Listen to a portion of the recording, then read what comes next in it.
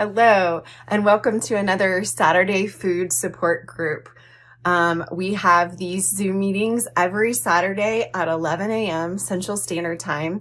And I just invite people to come and to share their stories because I've had so many people reach out to me in private messages and tell me their stories. And I just couldn't keep it for myself. I had to share with you all of the beautiful things that are happening when people break their addiction to sugar and carbs and processed food. And they get their brains back, they get their bodies back, they get their lives back. And they're just so excited that they can't wait to tell. And so I informed everyone that I would be recording these meetings, and I encouraged them that if they wanted to remain anonymous, that they can turn the camera off. But a lot of people they want to share. They want to share what has happened to them, and they're so excited about their new life. And then I also open it up for questions. If people are still struggling and they're still on this journey, that they can come and ask questions. But if you need more individualized care than just in a group like this, feel free to email me at innerclaritysystem@gmail.com, and I'll walk you through what it looks like to work with me one-on-one. All right, thanks. I hope you enjoy the group. Hello, happy Saturday. Please forgive the hair and makeup. I am in my friend's wedding today. So she is a very gracious bride, and she let me get my hair and makeup done first so that I could stop and have this meeting before we do pictures. But I didn't want to miss it because this is one of my favorite parts of the week, to be able to connect with you guys and to give an opportunity to share these stories because they are amazing. And today we have Vicki, and Vicki and I have been connected through social media, and I've just been watching her grow more and more every day. So Vicki, would you like to tell us your story? Well, I'm a little nervous, so please forgive me. That's okay. I'm right here with you. So I'll ask you questions along the way to help you. Okay. Well, I guess to give a little bit of backstory, like a lot of us, I started out keto. And so my initial, of course, was to lose weight, but to get healthy, because just thinking about my children and how old my mother was. My mom was 54 when she died.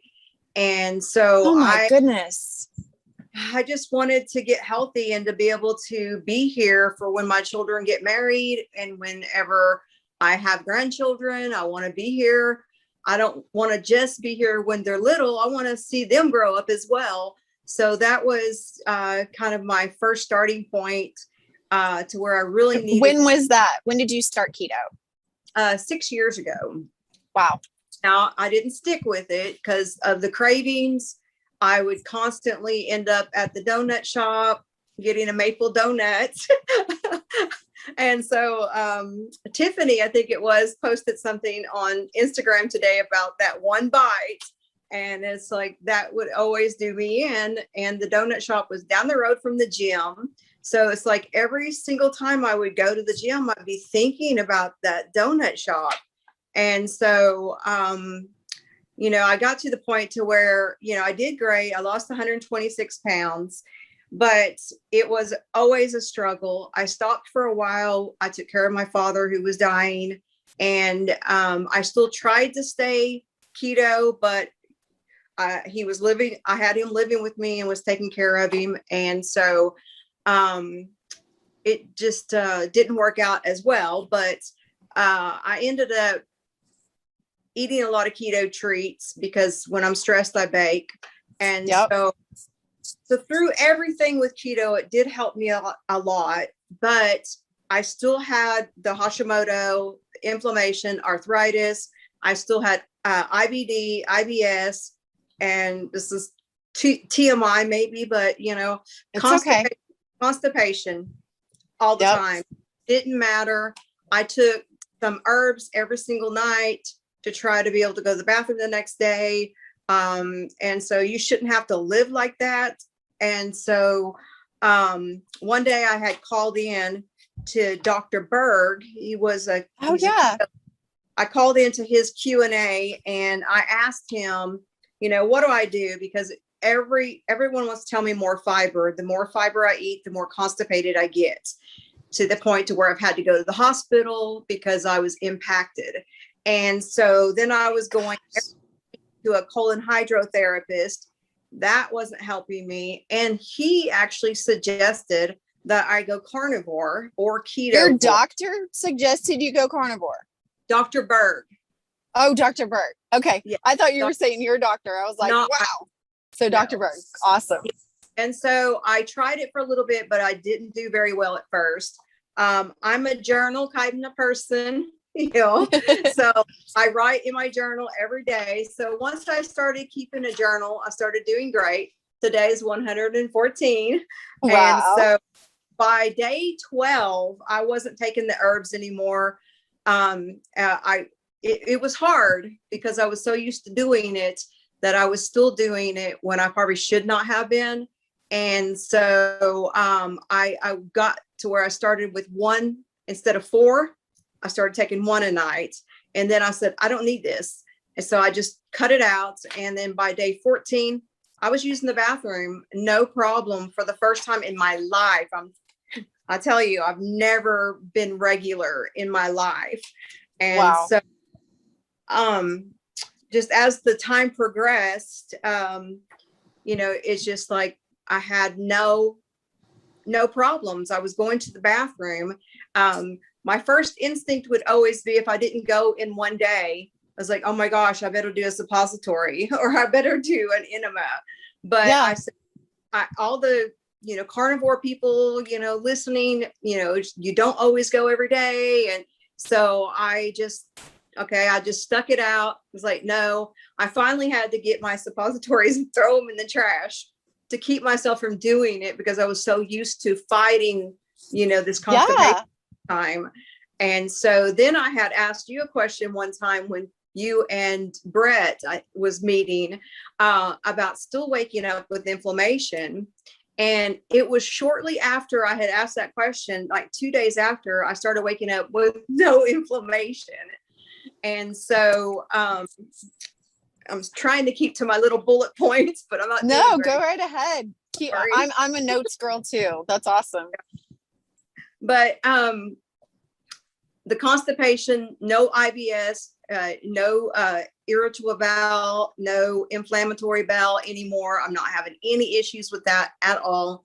And so I can't find out about the Hashimoto unless I go to the doctor to find out if that's in remission. But I really feel like it is because of the way I feel. Wow. And so, I had been very depressed about my weight and about the stuff. And my husband is the one who, after I had already tried carnivore once, started giving me videos that he had found on YouTube from different people. And so when I got on there, I just binge watched all these videos. And that's how I just jumped in. My first 2 days, I tried to do what they call the tier 1, tier 2 of carnivore, where you still do avocado and like cucumber, romaine lettuce. But then I realized I wasn't doing anything different than keto. So I said no. And I just, on the 3rd day, jumped in, just meat, salt, water, and some eggs. And I only do egg yolks because egg whites cause me inflammation. Yeah. And so, but I devoured several carnivore books, just trying my best to learn.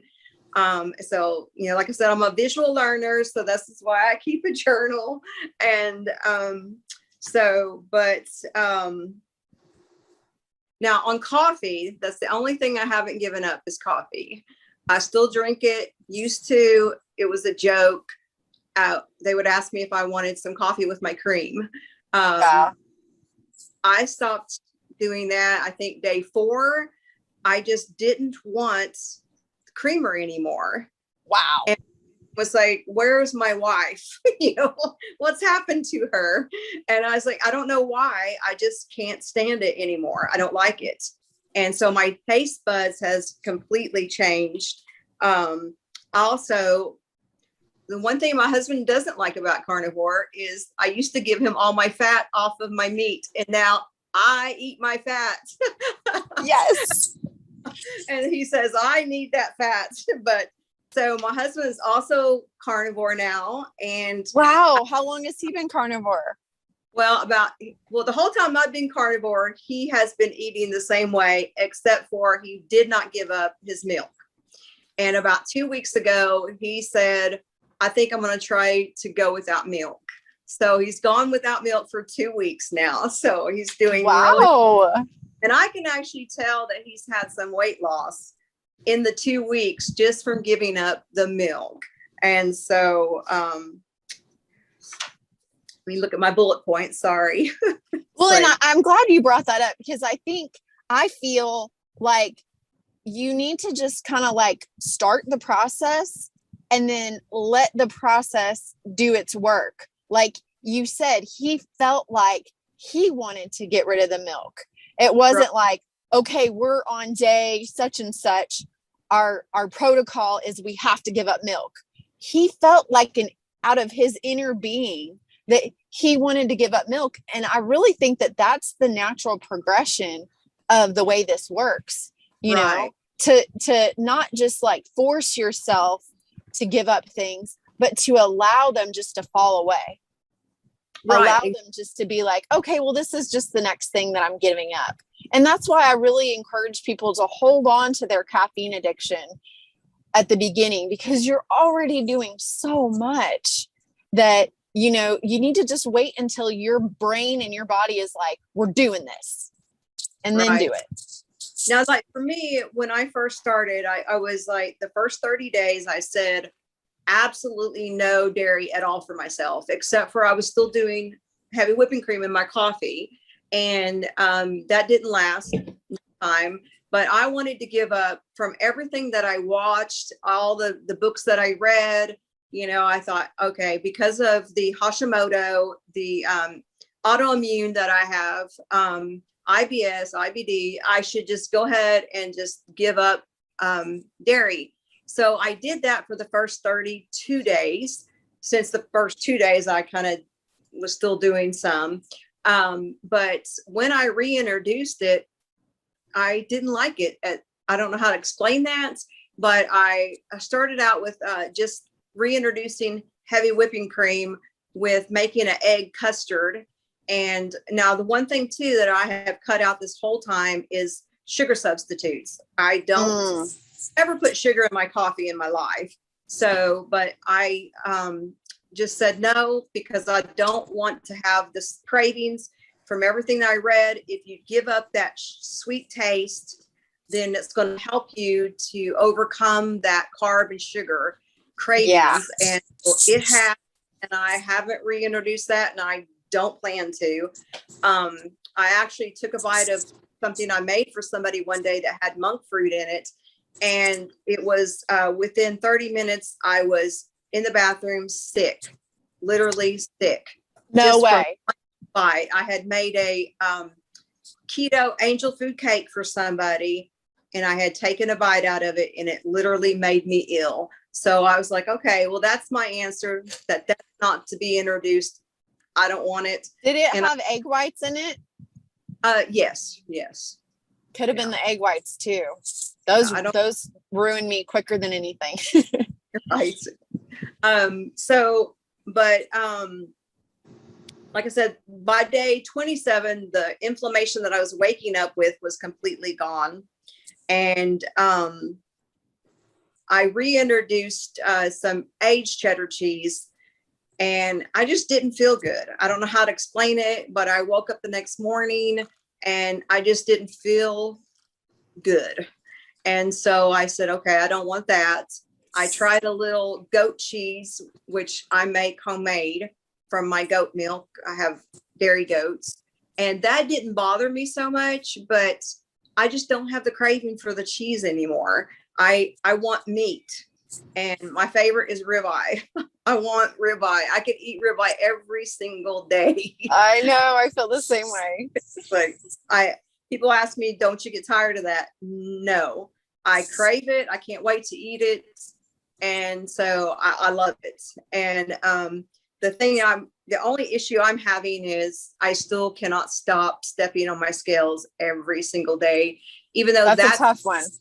That's not the main goal here. Is not, I mean, I've lost a lot of weight and I had gained a little bit back, and yeah, it's nice, but my health is the goal.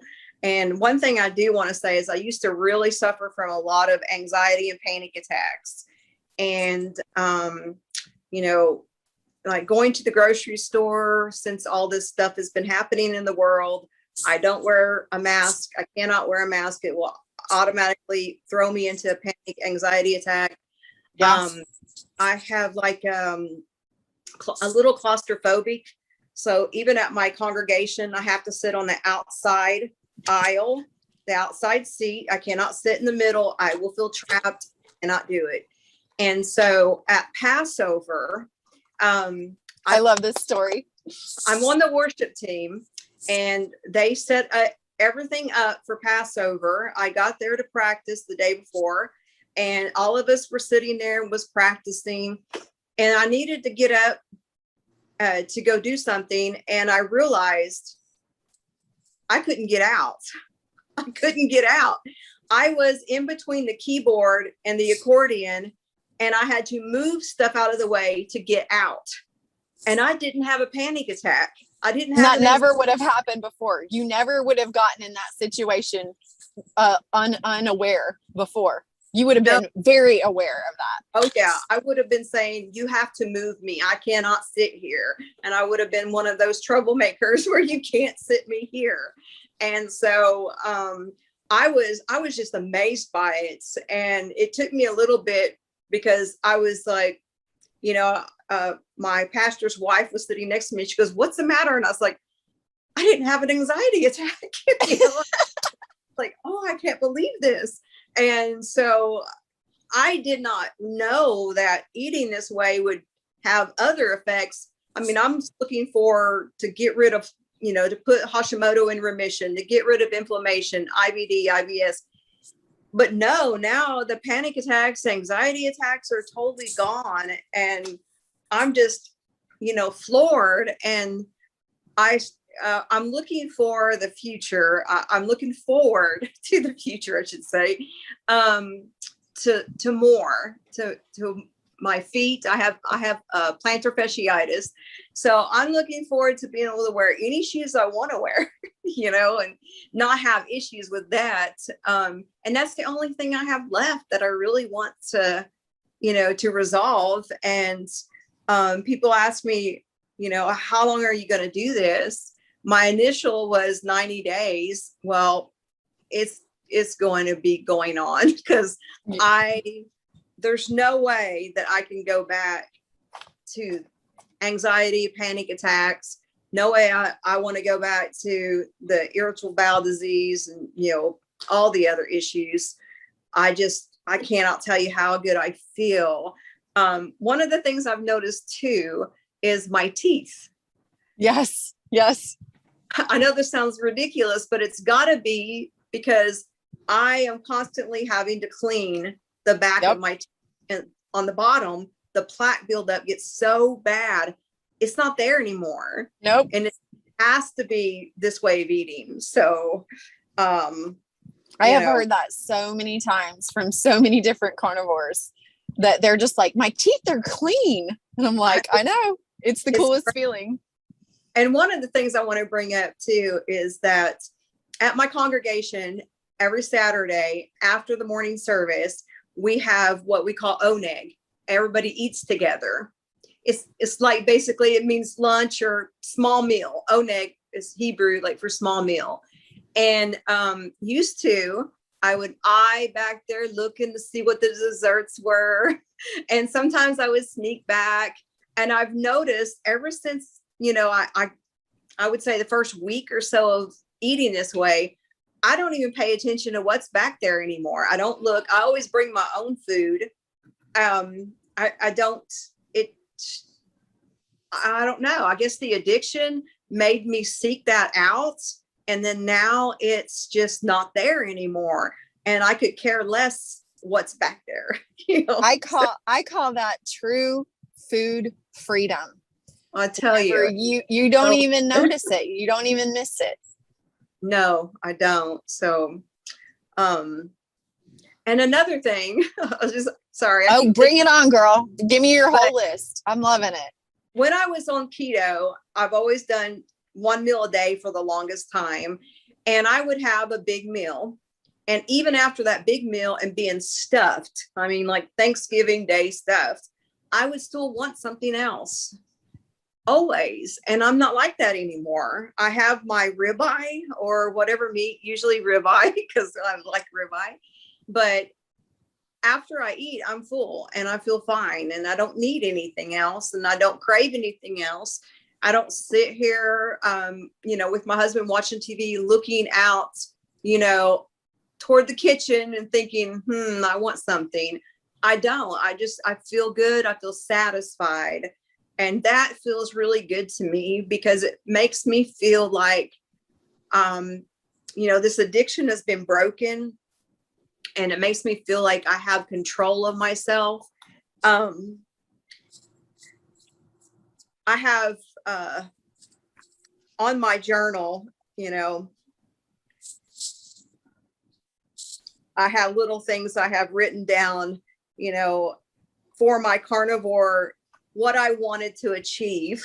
And it's like, only eat when you're hungry is what I wanted to achieve, which I've achieved. And, eat until you can't eat another bite, which I do. And so, one of the things that I wanted is to be able to have control and not feel like when I go out with somebody that I have to eat whatever they're eating. And I don't feel that way anymore. It's just really hard to explain, but well, because you know what's at stake. Right. You know that you're walking back to anxiety and panic attacks, and it's just not worth it. You'd rather, not hurt somebody's feelings, but just have that kind of awkward moment, because that awkward moment's nothing compared to having a panic attack on stage. Right, exactly. Well, it's like what I had written here was what carnivore means to me. And this is when I first started. And it's like being free from food addiction. Now I can put check mark. Shopping for cute clothes, check mark. Having more stamina, and talking about stamina in my kayak. Oh yeah, tell me about the kayak. I have my kayak. I've gone out 5 times now, but the first time I was out for a couple of hours. The longest I have been out is the other day. I was out there for 7 hours, and I don't hurt. And you're 20 years old, right? I am 54 years old. Yes, 54 years old in a kayak for 7 hours. I love it. And so, you didn't need to take a nap. No. Here's one of them is feeling no shame after eating a meal. I feel no shame anymore after eating. And so, and of course, number 5 and 6 is putting Hashimoto in remission, getting rid of IBS and IBD. So check mark, check mark. So it's like all the things on my list, I can totally check mark now. And it's like amazing to me. And I can't wait to see what the future holds and see what else God is going to help me with. So. Absolutely. And, I'm so glad that you came to tell your story, because whenever you asked that question about inflammation to me and Brett, I felt like bad that I didn't have an answer, because I don't understand the science of it. But I just had this knowing in me, and I'm pretty sure Brett did too, that you just have to wait out the process, that It just takes time to heal, and we have no idea what's going on under the surface of what our body is healing and what phase of healing we're at. But I'm so grateful to hear the follow-up of that question, to know that the inflammation did go away. Patience. I just needed patience. It's hard to have. It's hard to have. You know, and just the way that you were able to go through the process step by step and really, you know, listen to your body. You know, and I know you've messaged me and you're like, what do you think about this? And, you know, what do you think about that? Having that network of talking to other carnivores to just kind of like bounce ideas off of people, I think is really important. Exactly. And it is, you know, there was a couple of times that I got a little discouraged because I just, what do I do? What do I do about this? What do I do about that? And, you know, I start devouring like the books, rereading the books, re-looking on, you know, YouTube for things. And so, you know, it's just, it is just fabulous. When I went kayaking the other day, I had gone into, you have to pay a $5 fee to put your kayak in the water. And I got my minnows and my worms because I also fish. And it was so funny to me that the lady had a box of nutty butters, little Debbie's. Yeah. And she said, would you like anything for snacking? And I said, no, ma'am, I do not. And so as I was getting on the water, there was somebody else that offered me sunflower seeds. And I thought, what is going on here? And I think it's so hilarious because used to when I'd go fishing, I always had a big pack of sunflower seeds. And I have not even thought about that the 5 times I've gone out on my kayak fishing. It didn't even dawn on me. And I just said, no, thank you, but thank you for offering, you know. And I had no craving for that at all. I did, just in case, bring me a little ice chest and had me some hamburger patties pre-made that I had made in there. Meat cookies. And meat cookies. And I did actually end up eating those. So good. I was out there 7 hours. So. Yeah, that makes sense. So it was very windy that day. So I worked my upper body. Well, I love your pictures and your videos that you put up on Instagram. And, you know, I really think that it's important to talk about the connection between gut and your mental health. And I really feel that, you know, those anxiety attacks were connected to your constipation and to the imbalances that were in your gut.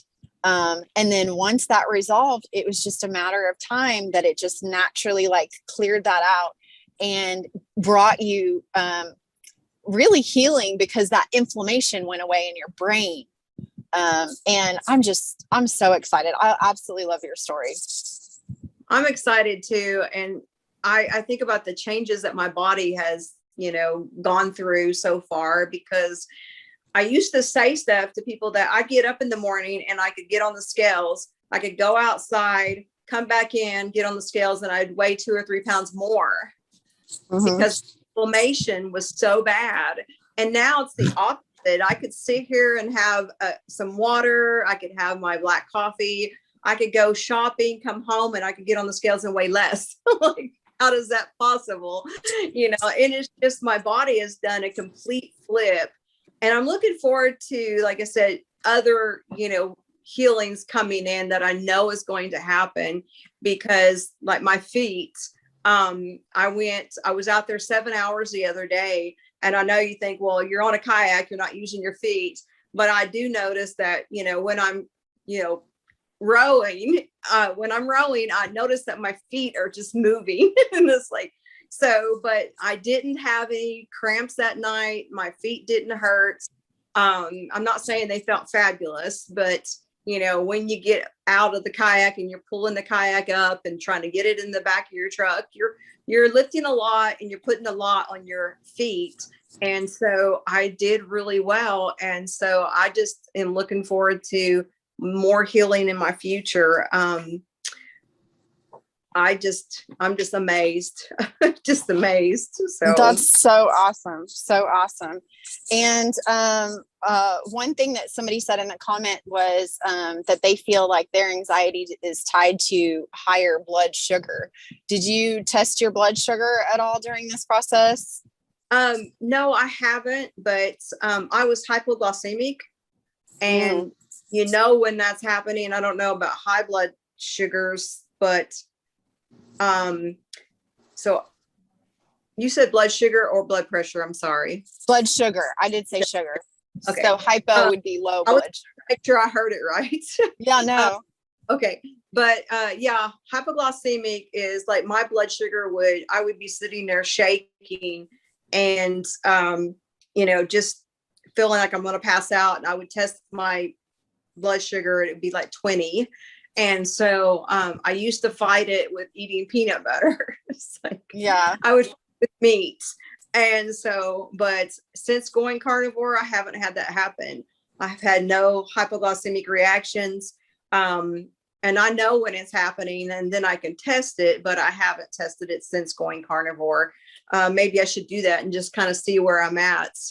Just to see, how it looks. But one of the things I had talked to you about was when I was fishing.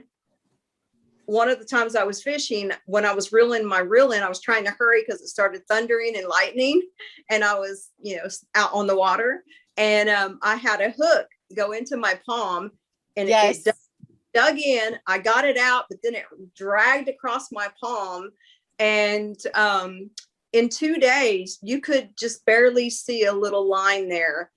And so I feel like my healing is faster because that's amazing. How did that heal so fast? I have no idea. So that's amazing. And I will say that after I had asked you the question about waking up with inflammation, I believe that was in April, but in April I went all beef. So I didn't do anything but beef in April. And I did notice May 1st, the first week of May, I ate chicken wings 3 different times.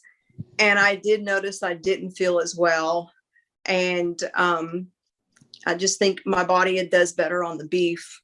And maybe, someday I can still eat wings, but, kind of just don't eat them 3 times in a week. Yeah. No, and I really think that we do get more attuned as we heal. Because you don't know what good feels like until you feel good. And then once you know what good feels like, when you get like a bump in the road, like, chicken that kind of makes you not feel as great, you're just like, no, like, I don't want that. Like, that doesn't work for me. And it's not that you can't have it. It's just that you really like feeling good. Well, somebody, I listen to a lot of people, so I don't know who I got this from, but I wrote it down in my journal. Nothing tastes as good as healthy feels. Yes, absolutely. That's 100% true. And so whatever, makes me feel better, which, is beef, and that's what I like. So. Yes, absolutely. And then someone said in the chat that they were glad that I said to keep the caffeine until you're ready to let go of it, because they were addicted to sweet or to diet sodas. And I really want to address that because I think that there's 2 schools of thought on that. Because whenever you're keeping the sweet taste, especially if it's like a Diet Coke or even like a stevia or what they call it, Zevia drinks, you're locked in. You're locked into every time you pop that can, that's how much sweetener that you're going to have. A good way that I have found to really help addicts is to do the LaCroix drinks, LaCroix sodas, because you're getting the bubbly, you're getting the experience, but then you are in control of the stevia drops that you put in. And you can start out with 30 drops in a can. And then you can go to 25, and then you can go to 20, and you can go to 15, and then you can go to 10, and so you can titrate down that and taper down the amount of sweets that you do, because honestly, y'all, that's where you stay caught up in those cravings, is with that sweet taste in your mouth. And the sooner you can get that sweet taste out of your mouth, the better off you're going to be. Even if you do like a carbonated water and lemon juice, or carbonated water and lime juice. I saw that New York said that is what helped her at the beginning. So that's the only thing that I wanted to say about the sodas. Yeah, I don't drink soda, but it's the black coffee, but I don't use sugar substitutes. But now I was addicted to Zevia. And then How did you break that addiction? I found out about natural flavors. Yeah. I emailed the company and they refused to answer me about what the natural flavors was. So I have never bought another one since. And that was before going carnivore. So now I have tried using, having the mineral water, but it doesn't do well for me because it causes me to have gas. Me too. You know what? That's smart water. I call it fart water. Because it makes me fart. The Pellegrinos, I think that's what it is. Like I have a case in my kitchen, and I can't drink it.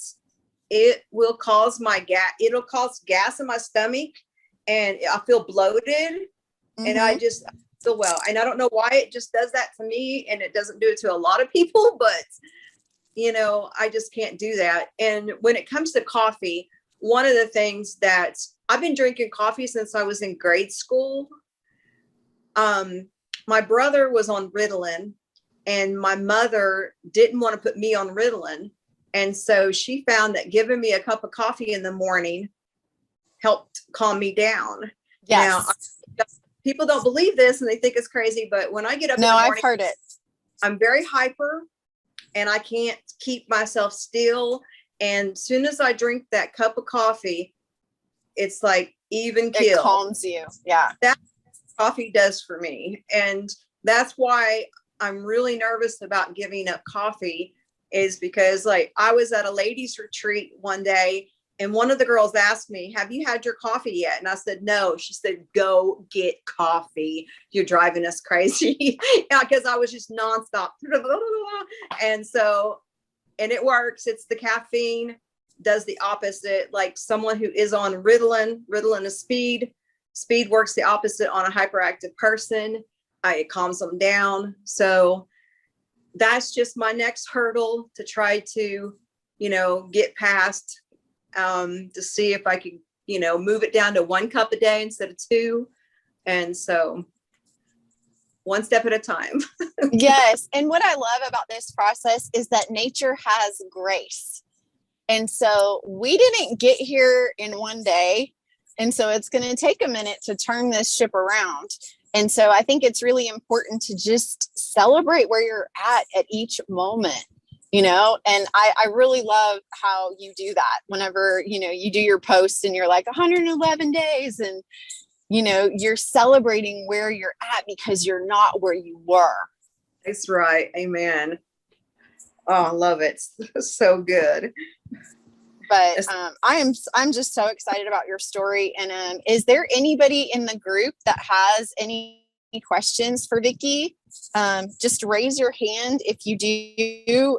I'll try and read it in the chat, but I don't think I missed any questions in the chat. Anyone got any questions, or is there anything else that you wanted to add about your story, Vicki? Oh, I don't know. I'm re-looking over my notes.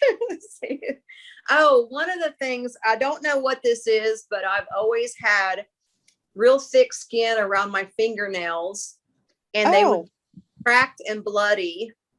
And so then I would constantly be chewing, and that's gone. And so I've had some doctors tell me it was from the Hashimoto, and I've had others tell me, no, it's not. So I don't know what it is, but it's gone. So, somebody said, where do I kayak? I live in North Carolina. So, I kayak at several different lakes, Randleman and Lake McIntosh. And then I have a local, lake down the street from me, just in walking distance. And it's called Kimesville Dam. And so I go there, and I always go by myself because I don't have anybody to go with me. So my husband doesn't like to fish, and he doesn't like to go in the water. So if anybody wants to come, North Carolina. North Carolina. That's awesome. That is so incredible. Well, thank you so much for your story. And I've really enjoyed just getting a front row seat. I love it when you message me and you update me on how you're doing. It's just absolutely incredible. Thank you. Thank you. I call you and Karen my carnivore angels. Aw, Karen's the best. Vicki, what's your Instagram? It's the kosher carnivore. The kosher carnivore. Yeah. Because I eat kosher. I don't eat pork and stuff like that. There we go. And I think that's important for people to know that you can still be kosher and be carnivore. That's right. It's absolutely possible. You and I are both believers. And I know that it was the Lord that really guided me to this way of eating. Do you feel that that spiritual connection in this journey? Oh, I definitely do. I believe that, God is the one who talked to my husband and told him to talk to me about trying again on the carnivore. And then he gave me a list of doctors on YouTube. And like I said, I binge watched them, and then I ordered a book. And so, I love Dr. Chafee. Yeah. Really good. And there's several that I really like. So, but on my very first 2 pages here, I had written a note to myself: may you have the strength and courage of God to break the patterns in your life today that are not edifying you. And so I believe that, that was my prayer at the very beginning of starting this journey. And I believe that I'm there. And it's God. I couldn't do this without God. I start my day off with my prayer and Bible reading, and that's how I start my day. Absolutely. And I don't mean to make everything hyper spiritual, but I can tell you that there were times that the Lord really helped me to remove the cravings. I think about like the way that they talk about temptation in the Bible, and they talk about that the Lord will always give you a way out. And there is always a way out. Like whenever that lady offered you the Little Debbie cakes, or when they offered you the sunflower seeds, you saw the way out. You saw the way that you were just no, I'm good. And what's so crazy about that is, I feel, because I'm a spiritual person, I feel like that was just the enemy trying to tempt me, because those were the 2 things that I used to eat when I'd go fishing. And it's like, wow, that's amazing. And I didn't even have a split second of thinking of yes. It was automatically thank you, but no thank you. It's like, I didn't want it. I don't want it. Give me the meat. It's crazy because, like my husband has said, my whole taste buds are totally different now. And the very first thing I eat on a steak is the fat. Yes. That is just so delicious. Absolutely. My favorite story, I had a client who was an 18-year-old boy who was having debilitating anxiety and panic attacks. And he was just like, what is happening? Like, what's going on? So we went through his eating and we cleared out a bunch of stuff. And I was just like, I know this is hard, but I need you to eat more fat and more meat. And he was addicted to granola bars. So, he would have like those big value packs in his car, at home, in his bedroom, in the kitchen, like value packs of granola bars so he could eat them all the time. And he broke his addiction, started eating more fat and more meat. And he was like, Emily, they're gone. They're gone. They're completely gone. And I love the fact that it doesn't even matter, even if you're an 18-year-old, boy, or you're a 54-year-old woman, that this can really help to reduce that inflammation and to bring healing and calm to your brain. Exactly. Exactly. It's I see amazing. questions pop up, but they don't stay up long enough. Okay, this one says, canned meats, what do you think? Oh, she says, what do you guys store up for emergency foods that are not perishable? I can. So I have a whole lot of canned meats that I've canned myself. I So, love that. I love that. Awesome. Oh, and someone said carnivore crisps are great. Yes, I love carnivore crisps. Those are good. yeah, I've never bought carnivore crisp. I've made some, but I've never bought any. You guys, the people who have the carnivore bars, I've been wanting those so bad because I keep seeing everyone eating them, and I've tried making them myself. And it's so far been a disaster. Yes. Well, I'm actually in Missouri, and I grew up 8 miles from the guy who created the carnivore bar. Oh, wow. And we met in Michaela Peterson's group, and he let me tour the factory. And it is so amazing.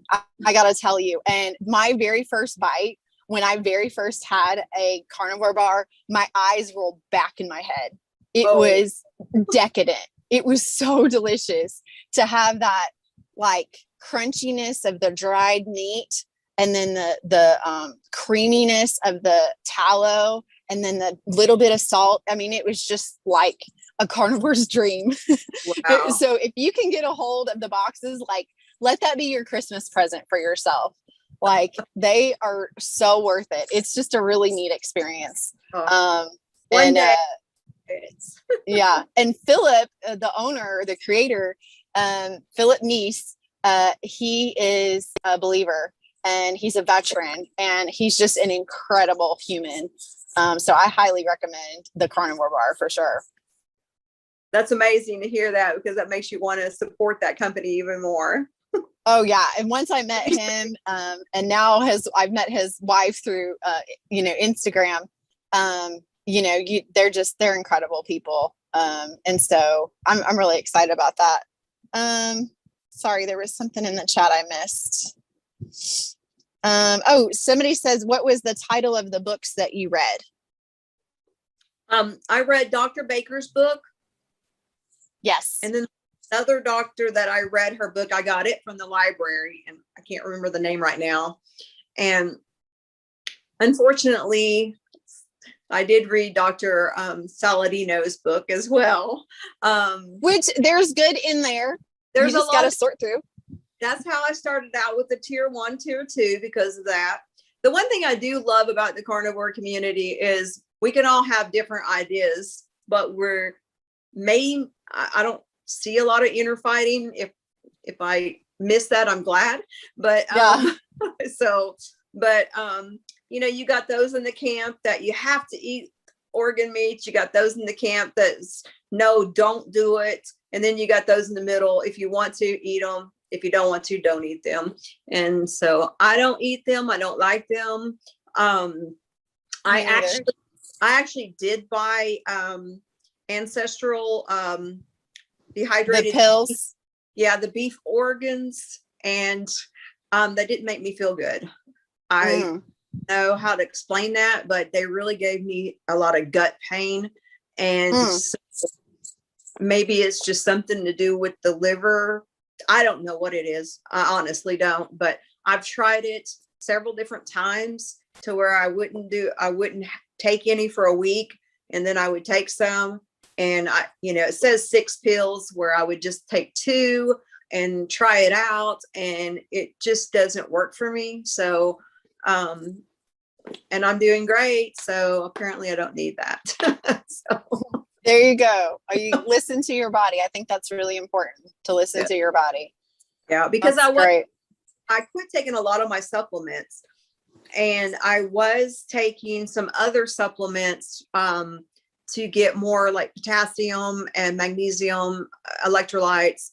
And I started having at day 100, I started having some diarrhea that I think most people have at the beginning.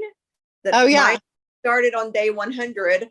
So I think once I got through the gut health, IBS, IBD, all that stuff cleared out and got normal for the first time in my life. Maybe I was just trying to figure out what was going on with my body.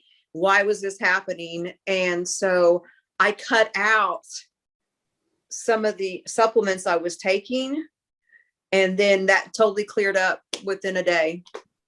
So Wow. it had to be that. I don't know what else it could have been. So, just experimenting with, do I need this? Is it bettering my body to have that supplement? And, that's another thing. You listen to a lot of things, and, some people tell you got to have this supplement and you got to have this trace mineral, and, others, no, you don't, just eat the meat. And so I'm kind of on the camp now of just eat the meat and salt to taste. I like my salt. And that's another thing I started within the first week was I did away with all the spices, and people used to call me the spice girl because I would do all kinds of spices, and I like hot. I like habaneros and ghost peppers, and and so I haven't been doing any of that. Just salt. So Wow. Well, and I believe that, we really are guided by our intuition, that, if you're thinking, hey, this might be a problem, then go down that road, just navigate it. And then you can just do like you did at your own experiment. You just removed it and then you reintroduced it. And now you know what you react to, what you don't react to. And I believe that our intuition is really God-given to guide us and to navigate us. Yes, exactly. Awesome. Well, thank you so much for your time, Vicki. And I'm so excited that, like I said, that I get a front row seat to your story and to your healing. And I know that the best is yet to come. Man, I know it is too. So awesome. Well, thanks for your time. And if nobody has any other questions, I'm going to go ahead and wrap this up because I got to get to a wedding. But I love having you guys here and hearing these stories because it increases my belief that this is really plausible, that this is really something that we can do to address constipation, weight loss, IBS. It's amazing. Constipation. So thank you guys so much. I hope y'all have a great Saturday. Thank you. Bye. Bye. Hey, I hope you enjoyed the group. There is always so much beauty in being transparent and in really recognizing that we're all not alone on this journey. And so if you want to, feel free to join the Saturday support groups. They're every Saturday at 11 a.m. Central Standard Time. And if you need more individualized care, then reach out to me and email me at innerclaritysystem@gmail.com. And I would love to walk through and show you what it looks like to work with me one-on-one.